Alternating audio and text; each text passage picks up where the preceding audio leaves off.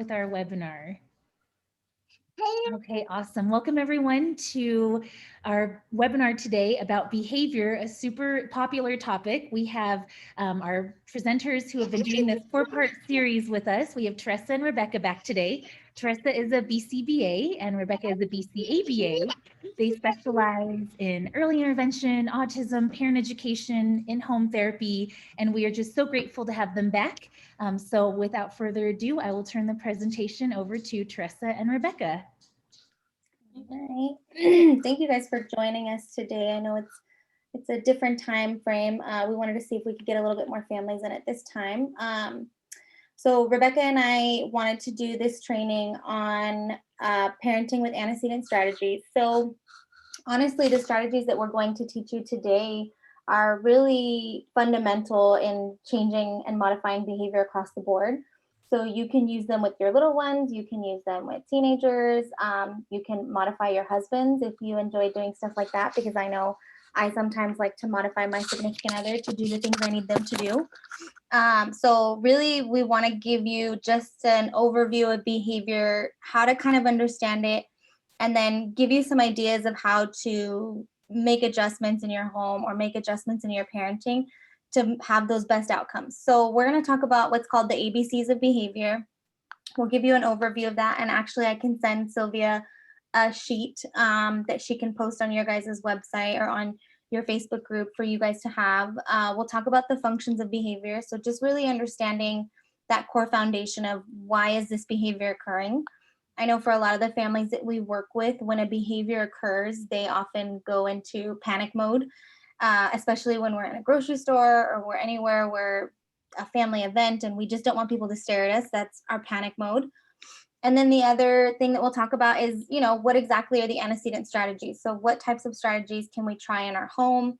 What type of strategies are, doable for you as a parent? So oftentimes we're in the home and we're working with families and we can model and show you these strategies. But inside, this whole COVID world and this pandemic, we've figured out some specific strategies that are easily implemented, easy for parents to understand, and you guys can adapt them to your home environment.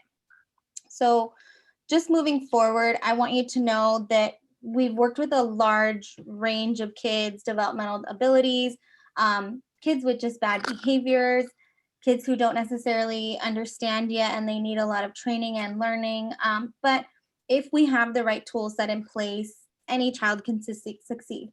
So if we have the right setups, we have the right understanding, we know what that child needs, that's how we can build upon their current skills. So we're going to talk about some of the ABCs of behavior, but I want you to know that as long as we know that the right tools are in place, we can have progress, we can show development. It's just a matter of having those tools in place. So Rebecca's going to talk to you guys about the ABCs of behavior, just so that you guys can help make some better decisions about what's happening when your child is having a behavior. As a parent, we don't often look at the big picture. We're looking at the screaming, tantruming kid. We want it to stop. It's too loud. Sometimes they're biting or hitting or throwing things, and you just want it to end. So we want you as parents to start to look at the full picture. Hello, everyone. So the full picture is so important prior to even implementing anything. We need to understand, why is this occurring? Why is this behavior happening, and what is its function? So prior to the strategies, we want to take some what we call the data, right? So if Teressa sends out that sheet, it's perfect because it splits up your ABCs is what we call it. So your A is your antecedent. What happened right before that behavior that triggered it? And then the behavior, right? What does the behavior look like? When we think about behavior, it's easy to say it was a tantrum, but a tantrum is very subjective, right? So what I think is a tantrum may be different from what Teressa thinks is a tantrum, or even how long it is. Maybe a tantrum for some parents is 2 minutes long, or some parents is 30 minutes long. So knowing exactly what the behavior is. Did the child cry? Did they drop to the floor? Did they chuck things across the room? Did they scream? All of that's important because they're communicating something. And then after the behavior, we want to look at the consequence. So the consequence is not necessarily a good or a bad thing. It's just knowing exactly what happened after. How did parents respond? What did we modify or change after that behavior? Because anything that happens after that behavior, your consequence is what reinforces that behavior. So it helps us see the behavior as a whole and identify the function of the behavior. So let's go over functions of behavior. So the next slide. So we have we have four main functions after we roll out the medical part. So if a child isn't as the child is not communicating with behaviors in terms of medical needs, then we have these four main functions. If we think about it, all of us have it. Like Teressa said, it doesn't. These strategies don't and it also the same thing for the functions of behavior. All of us have these functions, and identifying it prior to the strategies is important, so we know how to replace it. So your first one is sensory. So sensory is anything that a behavior that provides input because it feels good to that specific person. It could be that a child likes to play with Play-Doh, or they like to run around for long periods of time. They can bite their nails, they can twirl their hair, they can fidget with an item because it feels good. It's a behavior that their body is seeking and then they need. So they do it because it feels good. Your next one is escape and avoidance. It's behavior that people do or kids do to escape either a direction or a task, or let's say you present like homework and they roll on the floor or slide down the chair and say I don't want to, and they begin to whine. That's escaping the task. They don't want to do it. Attention seeking is behaviors that are displayed when a child wants attention. So there's some good ones. If you have eye contact, some kids say mama and that gets attention, perfect. Some ones that we get more concerns on are the ones that maybe they do things they shouldn't be doing. So maybe they climb on the table and then they look at you and they're laughing, and then we say no and then they do it more, so that becomes an attention seeking behavior. They keep doing it because they're being reinforced by that gain that happens right after. Your tangibles, this is the big one that we see a lot, especially with our toddlers. When we tell them no, or we take something away that's preferred, or don't give them that option as a choice for that item. So anything like they can't have candy and you say no, no candy, you can only have a snack of apples or bananas, those are your choices. And then let's say they have a fit, they start crying, they throw themselves on the floor. That's a tangible, that the function of the behavior for that is a tangible. They wanted that item and we denied them access, or we told them no.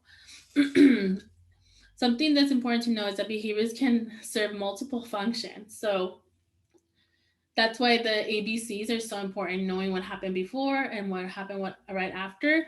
When you track data, you can see a pattern occurring and you can see what the behavior is functioning, and then how quickly either it can shift, like it can go from escape to attention, and then it can serve different functions based on what the child is needing in that moment. So a kid may, let's say, headbang when we tell them no and they drop to the floor and headbang, or they can also headbang when they need some sensory input. Maybe they like the pressure, the impact of them hitting their head against a hard surface.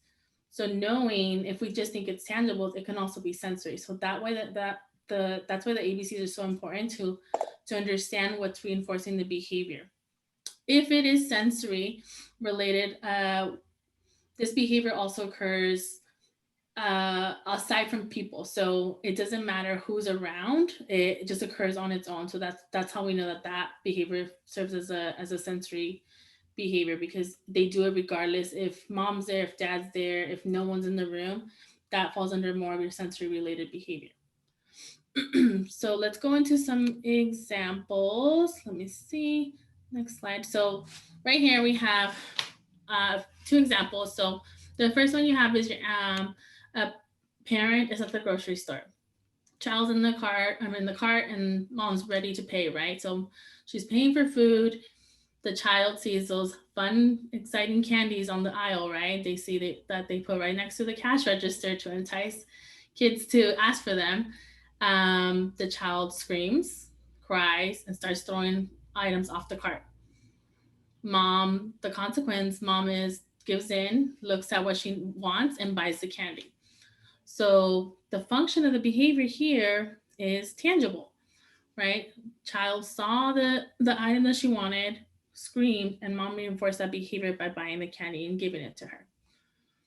Your next one here after that is your child's presented with a difficult task. So that's your antecedent. That's what happened right before the behavior. So then the child throws items, screams and cries, and the consequence is that the child gets to leave. He leaves the remote classroom, walks away, maybe goes get a snack, and the parent allows it. They don't redirect him back or they don't stop him from leaving the area. So that function of behavior is escape.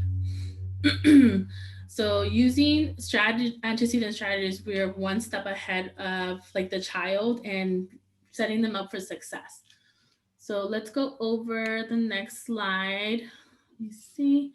We're going to talk about what are antecedent strategies specifically and how they can help with parenting. So antecedents, like I mentioned, are anything that happens prior. So it can be items seen, people seen, or maybe we present different activities. Maybe it's during morning routine, or we end a task, or we present a task we don't want. Maybe we change like the setting. So maybe we go from one room to another. Anything that's present before behavior is considered an antecedent. So for the next slide, we'll go over some of why interventions are important. So the antecedent interventions, when we put them into place, they reduce the likelihood of the behavior occurring because we're already identifying some of those triggers. So we know how to modify and change them. So when we get the ABC data on these behaviors, we can examine the events and how can we manipulate these to change behavior. So maybe we don't present that specific item, the trigger. Let's say a kid normally wants candy every day. Maybe we just put it out of reach and out of sight, right? So then we reduce the likelihood of that behavior occurring the next day. Or we modify the antecedent event.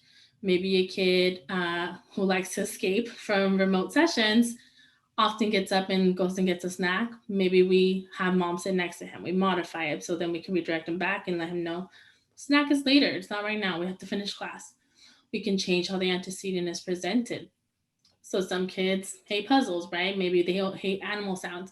We can change the type of puzzle to really help them tolerate puzzles and then slowly introduce those things that they don't like so that over time they learn how to tolerate it.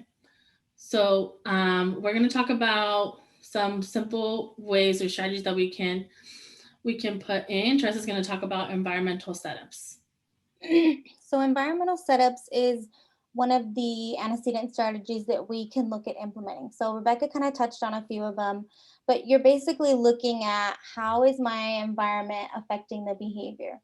So an example that we often run into is the iPad. We walk into session, the iPad's out, the child wants iPad more than they want to interact, engage, or do some of the activities that we need them to do. So we'll ask parents, can we maybe just put iPad away, or can we put it in a space where it's not available right now? So environmental setups are a good way to set your kid up for success.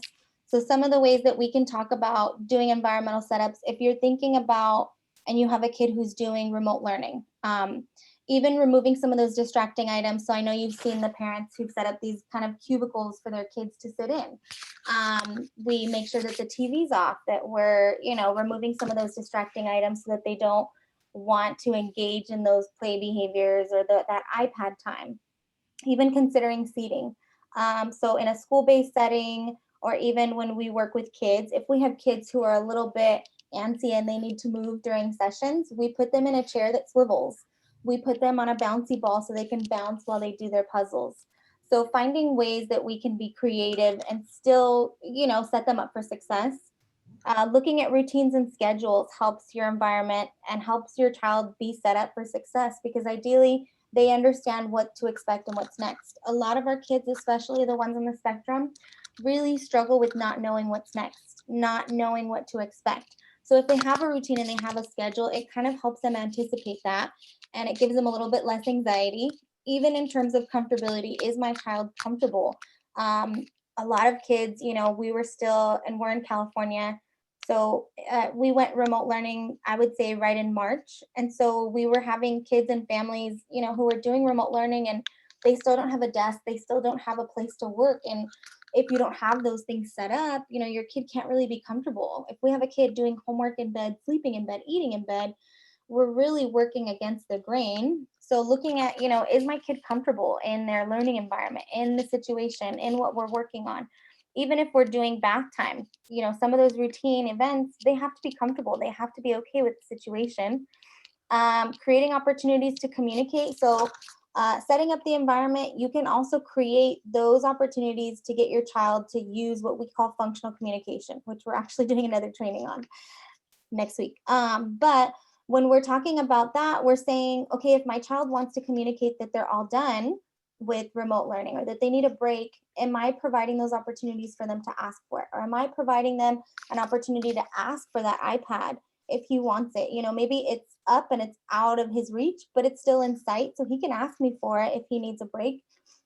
He has access or he sees his shoes and that helps him remember that he can ask to go outside. This definitely in this remote learning piece is a big adjustment for everybody. So embedding in those opportunities for your child to learn how to communicate appropriately instead of engaging in negative behaviors is big. The other piece is designating spaces for learning activities or for routines. So, you know, we always brush our teeth in the bathroom. We always eat our snack in this chair. When your child has that set up and they understand the expectations of the environment and the routine, it makes our job so much easier. But you've got to set up those expectations. You've got to set up the routines. Another antecedent strategy that's really simple is just offering choices. We have a lot of kids who have what we call, and sometimes it's just terrible twos, but oftentimes it's instructional control, meaning that they want to control their environment. When you're a 2-year-old, you don't really get to control much. And this is where terrible twos come in often. They start to realize they have a voice and they understand that no word and that and so they want to take back some of that control. So we can offer them choices. Granted, we're going to be smart about how we offer these choices, but let's look at how we can offer choices. So we can offer which one, which activity do you want to do first? Which toothbrush do you want to use, right? We're still going to brush our teeth, but you get to pick which toothbrush. We can ask how we should clean up our toys. Do we want to clean up our toys like frogs and jump around the room? Do we want to do it to the cleanup song? Do we want to play Baby Shark while we clean the room? Whatever the option is, you're giving them an option, but we're still going to clean up the room, right? How many do you want? So sometimes when we're giving the child a task or an activity, we can ask them, well, how many do you want to clean up? And mommy will clean up the rest. Even that option is good because you're getting them to comply with even one thing.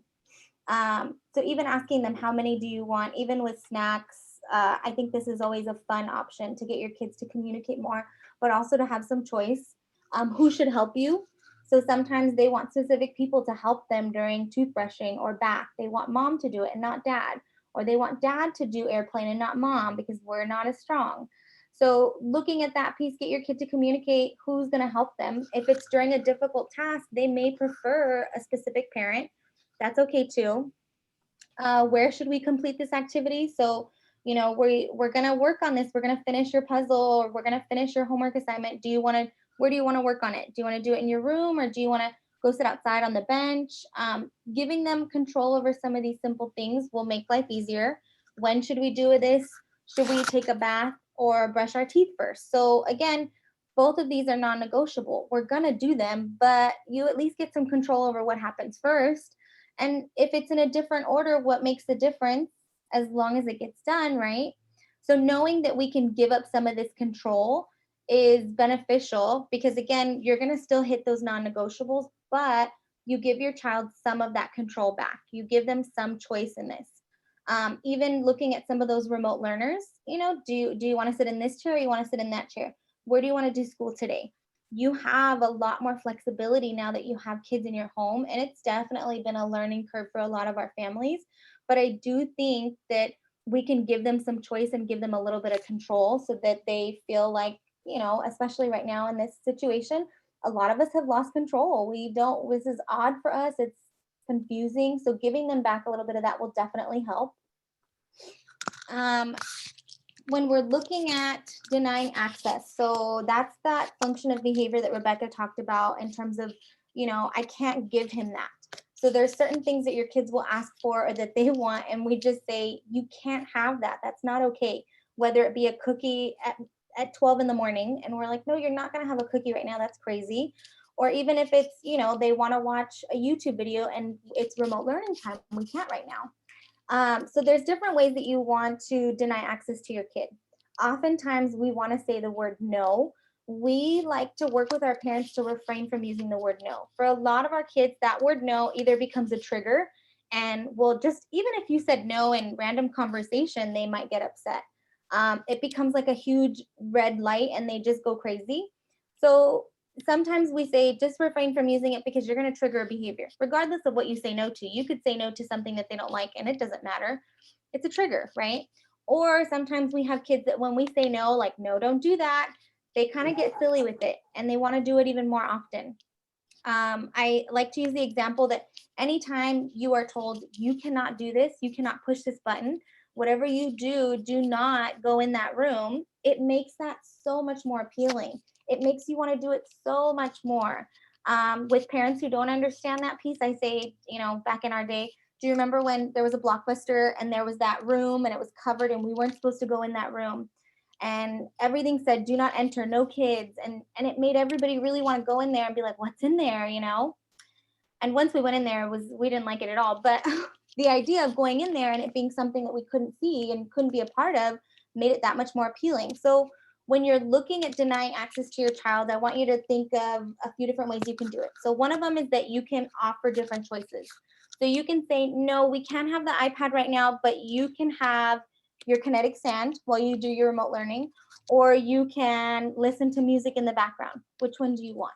So we still give them a little bit of control and we give them some alternative options. You still may run into the tantrum and you've got to work through that tantrum and let them have it out and not give in.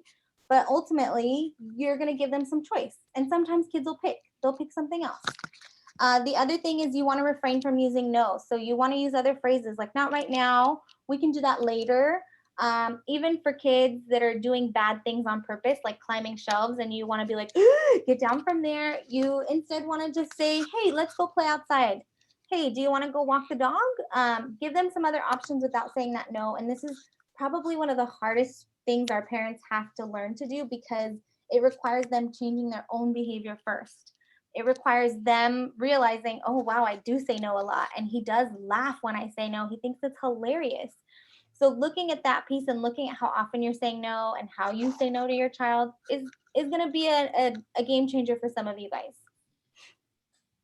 The next piece that we look at is priming. So priming, again, when we have kids that struggle with routine and schedules and not knowing what's next and the anxiety, priming is just a good way to say, we're going to prep your kid. We're going to set them up and give them either some verbal or visual cues of what's going to happen next. So this could be something as good as, like we're just going to expose or prepare your child in that environment. We're going to, although something is new that might be happening, we're going to prep them. We're going to say, hey, we're going to go outside today instead of, playing inside for songs and YouTube. Hey, we're going to take a bath before dinner instead of taking a bath after dinner. Even in terms of those transitions, so for kids that struggle transitioning away from the tablet or from the YouTube or from their favorite cartoon, we use priming and we say, okay, we're going to do 1 more minute on YouTube and then it's all done. And sometimes we'll even put a timer on that they can see and they can hear. We'll sometimes use a countdown, so we'll count down for that child to know and understand, okay, the end is coming near. If we prep them and they understand, which you'll know they understand because sometimes we get to a point with a kid where we say, okay, you have 1 more minute and it's going to be all done. And they hand it back to us before the minute's done because they want the control, right? They don't want us to call it. They want it. And that's okay. But you'll notice they understand it when that minute's ending and either they start to hand it back to you or they are getting fussy towards the end of the minute or they're starting to do that activity even faster because they know that the time's running out. But really being able to prime them and let them know what to expect, let them know that there's an end near is so beneficial. To explain it to parents and their perspective, I said, if you were ever on your phone and you were scrolling through and looking at your social media and I just took your phone away from you, you would be super frustrated. You would say, you know, why did you take my phone? I don't understand. If I prepped you and I said, hey, you got 2 more minutes on your phone and then we're going to start this training, you would be like, okay, let me wrap up what I'm doing. But as a parent, we often just remove things from kids without saying anything, without prepping them, without priming them. And we have to get better about priming. We can also use visual supports, and that's something that we'll talk about in the training a little bit later, but schedules, visual supports in terms of an actual timer, all of those things really help organize your child to understand what happens next. So with a countdown or a timer, you usually say, you know, you got 1 more minute on the iPad, then we're all done. You want to use language that's understandable to your child. So even sometimes I'll just say 1 more minute, then all done. With kids with more verbal language, you could go even further. You could say you have 1 more minute on the iPad, then we're going to be all done and go brush our teeth. But again, you've got to use language that works and is at your child's level of understanding. It's also beneficial to use that countdown. So again, when you're transitioning, give them a countdown of either 10 seconds or 5 seconds. Using a timer also works really well. I love using the timer, and I always recommend using the timer because it makes the timer a bad guy, not you. Like the timer went off and the timer called it, not me. So we don't always have to be the bad guy and say, this is done. He got his 5 minutes, the timer went off, he understands. And with those timers and countdowns, we just have to be really consistent. Once that timer goes off, iPad goes away. Once that timer goes off, the YouTube is all done and we have to move on to something else. So as long as you're consistent with timers and countdowns, this is always a really good strategy that helps our kids understand what's next, what's happening, even in terms of this remote learning. Them being able to understand that in 15 minutes, that next break is coming, that will get them through it, right? Priming with social stories or video modeling. So with social stories, you may have either seen these or used them, but a social story is basically just a story that tells your kid what to expect. So, you know, there are social stories in regards to going to the dentist, to prep a kid what that experience will be like. It's kind of an interesting experience. You go and sit in a chair and somebody asks you to open your mouth and they look in your mouth and it's kind of funky. And sometimes we can tell kids, okay, you're going to go to the dentist today. There's going to be a doctor. You're going to sit in the chair, and they can understand. But some of our kids don't have enough of that listener response skills to understand. So providing a social story is a really good way to add the visual to it, to show them pictures of what it will look like. So you can use, you know, online, they have a lot of generic social stories. If you can honestly Google social story for going to the dentist, and there's a lot of free ones on there. Or you can, if you're working with a provider, they can typically help you make an individualized one. So we've had where we tell mom, can you go to the dentist the week before, get some pictures of what the dentist looks like, even the dentist that's going to see him. So that way we can really prep the child. Like, this is the person you're going to meet. This is the chair you're going to sit in. This is what they give you when you leave. So it really gives them a good idea of what to expect. They see it all laid out in front of them. The other option is video modeling. So because our kids love videos, they love watching the YouTube, video modeling is another good option. So if you typed in video modeling going to the dentist on YouTube, there's more than likely a video on there of a kid with special needs who's gone to the dentist and what their experience looked like, or even a kid who's typical developing who needed that video model. They're a really great tool because, again, you're just watching that series of events. So just like the potty training videos, they have videos that kids can watch where other kids are going potty. They have videos regarding how we play and how we interact with friends.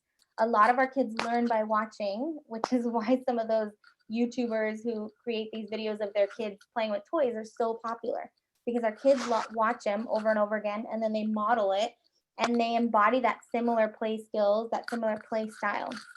So these are also really good strategies to use when you're thinking about some of those challenging behaviors, even in terms of, like Rebecca said, going to the grocery store. How do I do a social story on going to the grocery store? I talk about what my kid can do during the grocery store trip, what they can expect at the end of the trip, what we're not going to get. We're not going to get candy, sorry.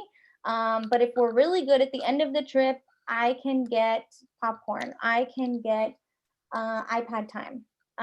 So setting up and thinking about your specific problem behaviors, because oftentimes your children engage in the same problem behaviors, thinking about how you can incorporate this into your daily living, or how you can make it work for your child.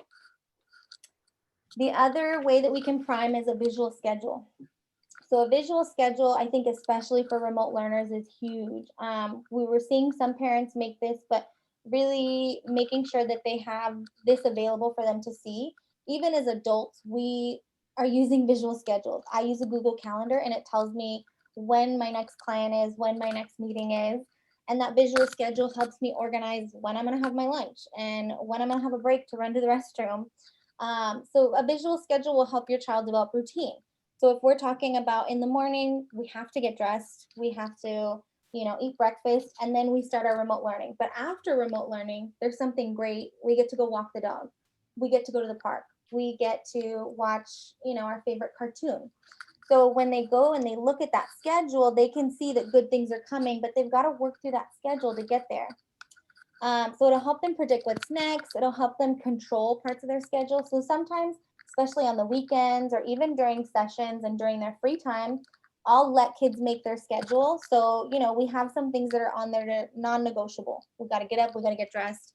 Okay, but after we get dressed, what do you want to do? Do you want, and I'll show them 2 other pictures, do you want to go on the trampoline or do you want to paint today? And so then they get to pick and make their schedule. There may be things on there, like I said, that are non-negotiable that we have to do. Do you want to brush your teeth first or do you want to take a bath? If he wants to take a bath first, that's fine. That'll go first. Then we'll brush our teeth. Then let me put something fun so that way he is back into having a good day and interested. And then especially if you're going through, let's say brushing teeth is not a fun activity, it is rough and I am struggling, then I'll put something really fun after toothbrushing, because then I can have him reference that schedule and say, hey, look, we got to brush our teeth, but after we get to go outside. So once we get done with brushing teeth, we get to go outside and they have something to look forward to, just like us. I know that my schedule ends at 6, and by 6 o'clock, I'm done. I can have my glass of wine. I can relax. I can binge Netflix, whatever it is that I want to do as an adult. It's the same idea for them as kids. They don't know what to expect, and we oftentimes control every aspect of their life. If we give them some control by allowing them to put in some parts of their schedule that they want to do, then it's not a bad deal, right? It also gives them the ability to see when there's a break coming. For the remote learners, I think this was, a challenge, not necessarily knowing when break is or can they get up and walk away from the computer. We had, especially with our, special needs kiddos, had families who were saying, well, he just walks away. He just gets up and wanders. And I don't know if he's on break or if he just decided he was done. So even looking at that piece, like being in communication with the teacher and knowing when that break's occurring, you could set a timer so he knows, oh, it's break time. I can get up and walk now. So definitely a visual schedule can help your child organize all their daily living and even help you to kind of set up what your day's going to look like. Because I think us on COVID pandemic world have gotten a little messed up with our scheduling. So Rebecca's going to talk to you guys some more about some more antecedent strategies. Okay, the next one that we have is reducing the demand requirement. Most of the time what happens sometimes when kids are wanting to escape, it could be that the demand's too high. So we want to make sure that we're able to recognize that. When we break these down to simple steps, it helps build that tolerance, and then over time it makes the demand not as heavy for them and they're able to comply more consistently.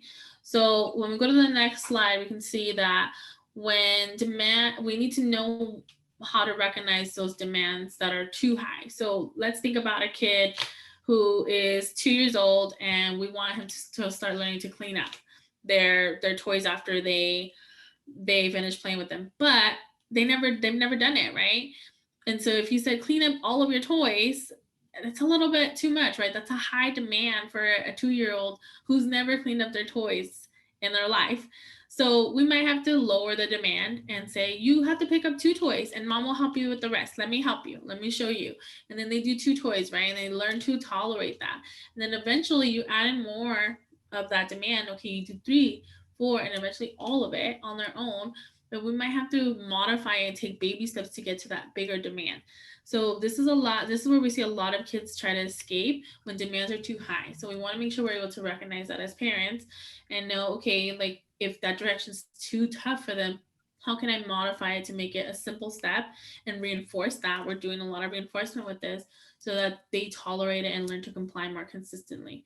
When we think about the pandemic, motivation has been up and down for everybody, even for kids. Like we went from being out and about, they had a schedule at school, they got to see their friends, they had some type of outlet to, you know, go run, have recess. All of that has changed, and now most of it is screen time, sitting there, and that plays a big role in motivation, right? Maybe the motivation to sit for a long period, it's lower, so we need to figure out ways that we can help kids comply but still make it fun, and that depends on the kids, and we'll talk about reinforcement that we can use to really help them comply through some of those demands. But sometimes a kid can't sit for a long time, or maybe those 2 hours of sitting is too much, that we might have to talk to the teacher about. We might need to give him a break. He needs a little break in between this time. So every kid's different. So knowing that some of those demands are too high for that child, we can modify and learn to build that tolerance. When we give demands, it's important that we follow through. So what often happens is when we give a demand and the child doesn't follow through, let's say I say, pick this piece of trash, pick this piece of paper and put it in the trash. And I say it several times and then I don't follow through, the child just escapes from doing the direction. When we think about the direction, we have to make sure that we're willing to follow through. So if you want to give a direction and you know that you don't want to get up and have them help them follow through, then you don't want to give the direction at all, because what they're learning is just that they don't have to follow it, and they learn to escape it, and then the next time you ask, they're least likely to do it again. Versus if you ask them once, maybe show them the second time, pointed to what you were asking, and then that third time they didn't do it, you're going to help them follow through. They're more likely to comply the next time because we help them follow through. They know that they have to follow through, and then we provide that reinforcement. They're going to do it more consistently with if you follow through. So the follow through is really important, because then they just learn to escape from the tasks, and we don't want that. Or if they don't want to do it, we need to teach them an appropriate way to get out of doing that activity. Um, when we think about the demands being too high, we can think about doing smaller steps. So smaller demands can help build the motivation.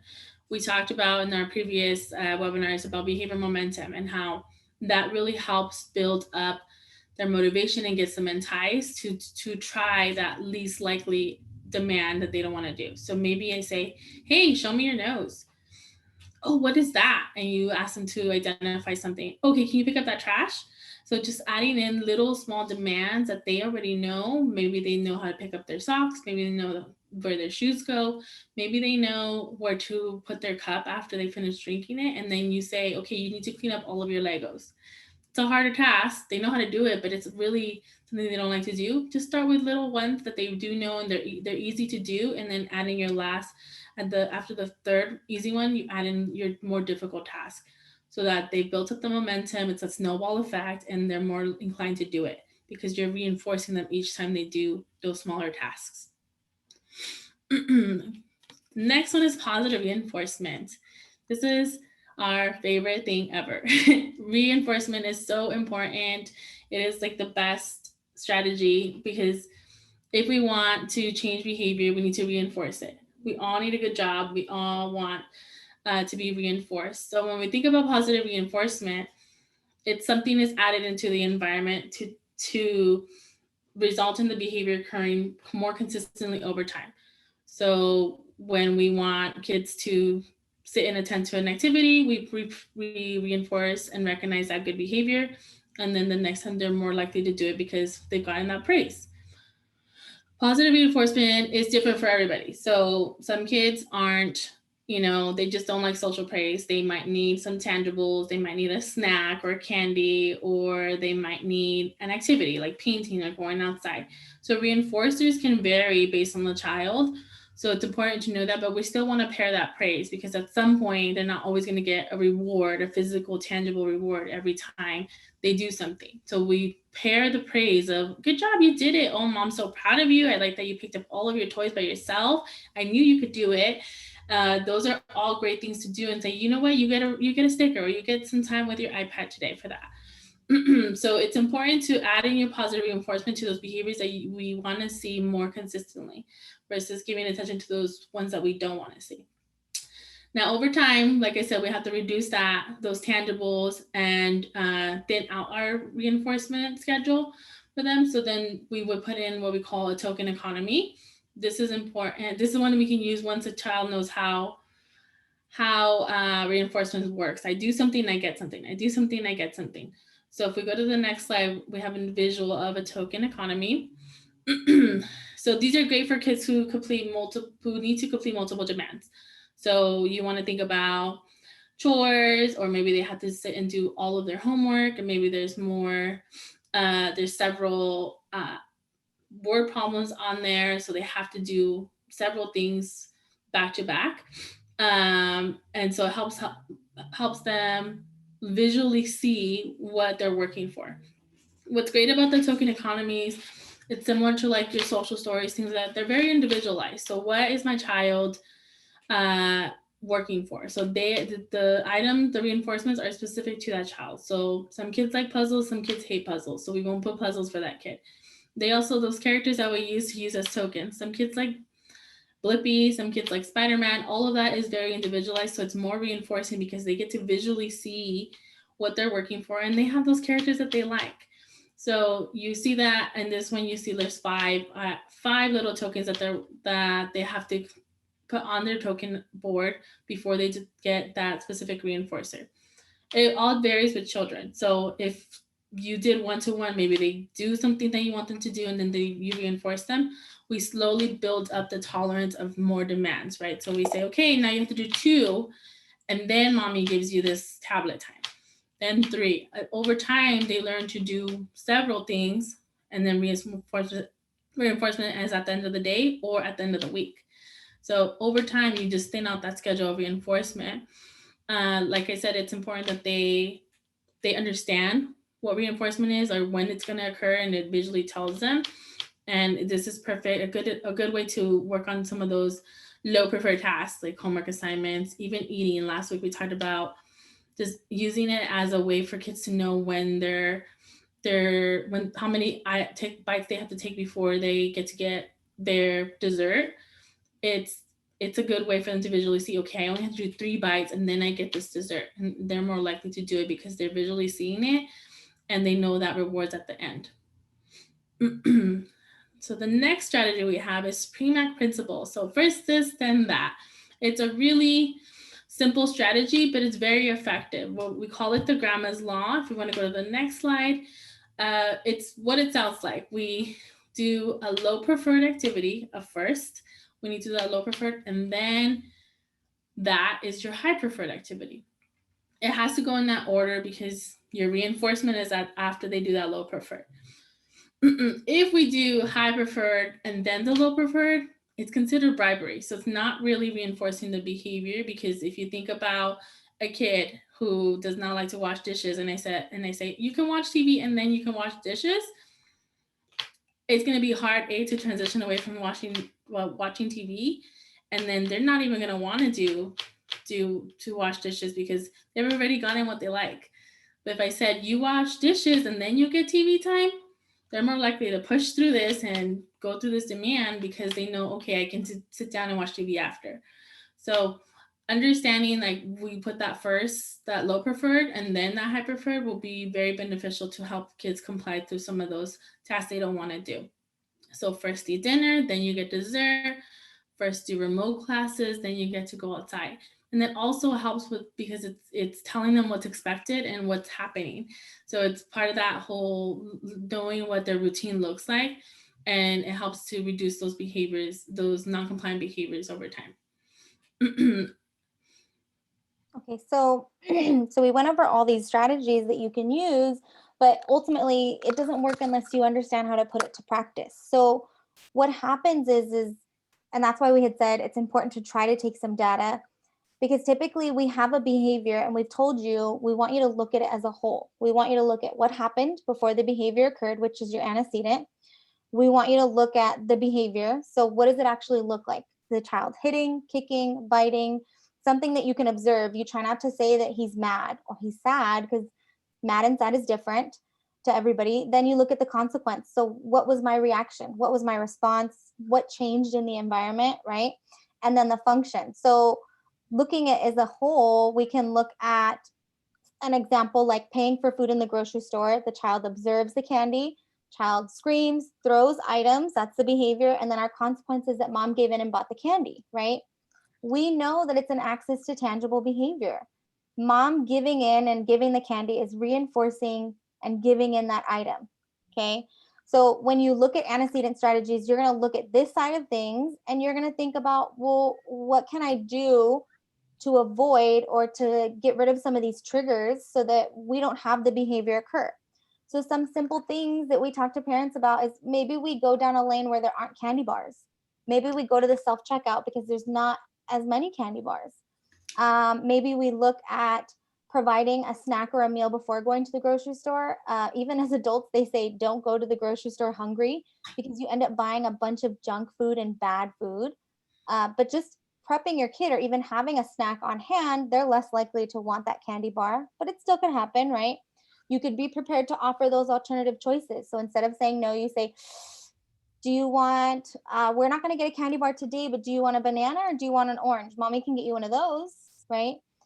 You can prime them. So before you even walk into that grocery store, you can tell them, we're not going to buy candy today. We don't have money to buy candy today, or mommy's too busy to buy candy today, but you can have this instead. So you're prepping them. You're telling them this isn't going to happen.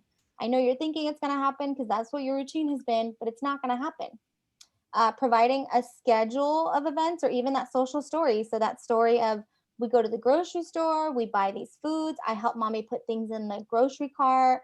If I'm good, when we get home, I get to have iPad time. If I'm good, we get to go to the park. If I'm good, I get to watch my favorite YouTube show. All of those things will help prep your kid.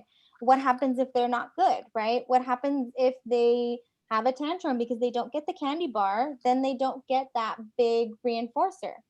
And then providing positive reinforcement during the grocery trip for desired behavior. So just like that behavior momentum piece that Rebecca was talking about, giving them praise for doing some of those good behaviors is what needs to happen. We often have parents who work on the consequence end. You're always reacting. You're always trying to stop the behavior when it's already happened. We're saying, don't even get to the behavior point. Figure out how you can change the antecedent. Figure out how you can adjust the environment and adjust some of those strategies to make it fit for your family. So we'll look at another example. So another example would be remote learning. So, you know, the remote learning time, the child is asked to unmute because they want to, the teacher is asking them to answer a question. So maybe she says, hey, Bobby, it's your turn. Can you unmute and answer the question for us? And he gets mad. You know, maybe he is a kid who has anxiety. He's not comfortable answering questions. So he throws papers on the floor. He's just throwing everything off his desk, right? And so mom notices and mom comes over and she says, you need to clean all this up, right? And so the function of his behavior is escape. He definitely wanted to get out of doing this conversation or unmuting his mic or being put on that spot. That's okay, right? But let's look at some ways that we can reduce this from happening. So one is reduce the papers on the desk. So maybe we don't have as much items on the desk because if he tries to make a mess or he knows that making this big mess gets your attention, maybe we don't have as much stuff on the desk. Even let's discuss with the teacher. So maybe we have him answer questions in the chat versus out loud because that puts a lot of pressure on him. And that typically is one of the triggers to his behavior. So how do we change it, right? Providing more prompts. So maybe you talk to the teacher about giving him more cues or giving him more clues into how he can answer that question so he doesn't feel unsuccessful, because that unsuccessful feeling is scary for all of us. Even removing the child or reminding your child to say a more functional response. I don't know, I'm not sure, I need help. All of those phrases are good ways that your child can say, I need to get out of this and I don't know the answer and I might need some help, instead of just going from 0 to 10, right? And then another option might be providing praise when they're doing well on the remote learning. So again, you're giving them that positive reinforcement for good behaviors. He is sitting there, he's following through, he's interacting, he's watching the screen. Oftentimes as parents, we notice if your child's doing good, everybody says, shh, shh, don't bother him. He's doing really good. Don't interrupt him playing with his cars right now because we want to enjoy this moment. And I know as parents, you want to enjoy that moment, but if we don't reinforce that good behavior, we don't give attention for that good behavior, all we're doing all day long is giving attention for bad behavior. So I want you to look at that piece, giving more attention to the good, giving less attention to the bad. So Now you're going to get copies of the slides. You're going to get an ABC data sheet. And it has, this one that I'll give you has check boxes of some of your typical behaviors. So it helps you out to kind of see what it looks like. We had some questions in the chat that I want to go back and reference and go over. So we had Taylor, you have Taylor, a young 28 adult with disability, problems with attention seeking and physical touch and acting out. So I mentioned, you can work on ways that you can ask for that physical touch. You can ask for hugs and kisses. You can ask for ways that, hey, I need some attention. Can we hang out? Can we talk? A lot of our kids like to engage in inappropriate ways of getting attention. And it usually works. If I throw something across a room in the middle of a meeting, everybody's going to look at me. Everybody's going to be like, what? Instead of me raising my hand, what's going to get the quicker reaction? It's me throwing something across the room. So think about that piece. We want, although that behavior will result in a quicker response, we want to make sure that we're teaching the correct response. They mentioned too, transitions, having priming. I think priming is big. So even using that timer, making sure that people understand that that timer helps to help with ending a preferred activity or starting a new activity. I had a parent who mentioned that she has a 2.5-year-old with Down syndrome, and she pulls and scratches people's faces, especially baby brother. I will tell you from my experience, Down syndrome kids are very attention seeking. They love attention. They love being the center of it. They sometimes are very affectionate, but sometimes they like to play and interact in ways that are not always functionally appropriate. Even in terms of playing with toys, they struggle with what we call functional play. This toy is used for this, and this is how I play with it. So oftentimes just working on functional play, like how do I play with toys? How do I play with others is going to help. In this situation, it sounds like it's attention seeking. Usually when we have a sibling who hits another sibling, it's either because sibling took something, which if he's a baby, I doubt that that's often happening. But if she's hitting brother because he took something, then we're looking at a tangible behavior. How do we, maybe we provide more items. Maybe we allow her the opportunity to share and to give it to him if she's ready to give him that item. If it's something that's attention seeking, which I feel like it's more attention seeking, usually what happens is, and this is when we walk in homes, a 2-year-old hits the sibling and mom goes to that 2-year-old and says, no, what are you doing? You cannot hit brother. That is not okay. And so in that moment, she got all this attention. She got all this, look at me, mom. Instead of us saying, no, don't do that. I know you want to say no. That's you want to teach her that that's not okay. But you're going to have more success if you go and you tend to baby brother and you give baby brother all that attention and you give baby brother all that love. And then next time you guys are playing and she's playing appropriately with brother, she's interacting better with brother, then we say, wow, look at you. You're playing so good. Thank you for sharing with him. And so that no, sometimes, especially in a situation like this where it's attention seeking, you're going to feed into it more and almost like fuel that fire more. So it's going to keep happening. I think that's why you guys are kind of stuck. Feel free. I don't know the name. It says iPhone. So if you want to unmute, you can ask. Taylor also had another option too, is to provide fidgets or items that'll keep her hands busy. So that way she doesn't have free hands to kind of hit others, which makes sense. That's another good option. My 5-year-old told me today, I think nothing will help me make good choices. Oh, I'm so sorry. So I think when you think about good choices, kind of discuss with him what good choices are. Maybe even look at doing a social story where we talk about, what's a good choice, because even I think sometimes the idea of good versus bad is kind of a construct, like that's a hard concept to understand.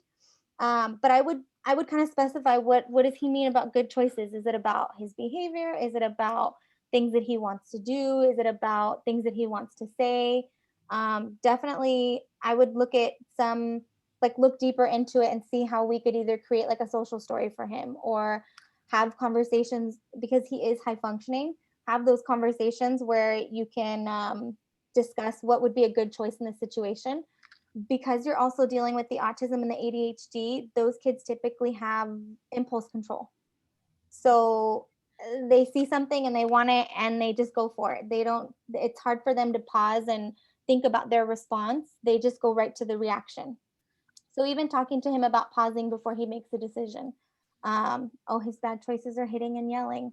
Okay, well, and then look at that function of behavior. So look at what's happening in the environment before, and then look at, well, what's triggering his hitting and yelling, and how can I help him? And then in that moment that he gets ready to hit or yell, because usually with a lot of our kids, we can see the progression. We can see those behaviors starting to, oh, he's going to get to that point, and we can step in and we can prompt and say, hey, you just need to ask for help. Remember, hey, just tell dad you need a break and you want to break from this. So I think look at the situation as a whole. I think that's where that ABC data is going to help a lot of you guys and a lot of parents to look at the behavior and see, well, what's our usual trigger? What is always causing the hitting behavior? What's always causing the yelling? Why do we always get to this point in terms of this behavior? Then you'll know how to tackle it in terms of that function and some basic strategies. And sometimes you have to be creative based on your kids' needs, their preferences. Some kids really like the social stories, some kids don't care for them. So I think looking at all these strategies, but then also looking at how can I make them basically usable for my child? How can I make them interesting and engaging and that they want to interact with? So we have I can stick around for another 5 minutes. If you guys have any other questions, whether you want to add them into the chat or you want to unmute, we can stick around for a little bit longer to answer any questions. I'll be sending Sylvia a copy of the slides, and I believe she posts them in your Facebook group. And then also an ABC data sheet for you guys to have at home so that you can kind of take some data on your child's behavior and see if that's something that'll help you organize how do we approach this behavior.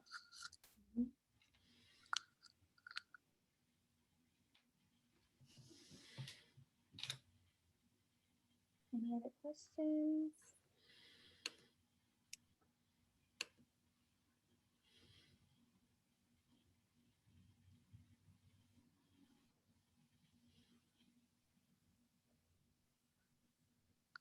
Teressa and Rebecca, thank you so much for this presentation. This information is so helpful and so tangible, really realistic ways that we can implement this at home.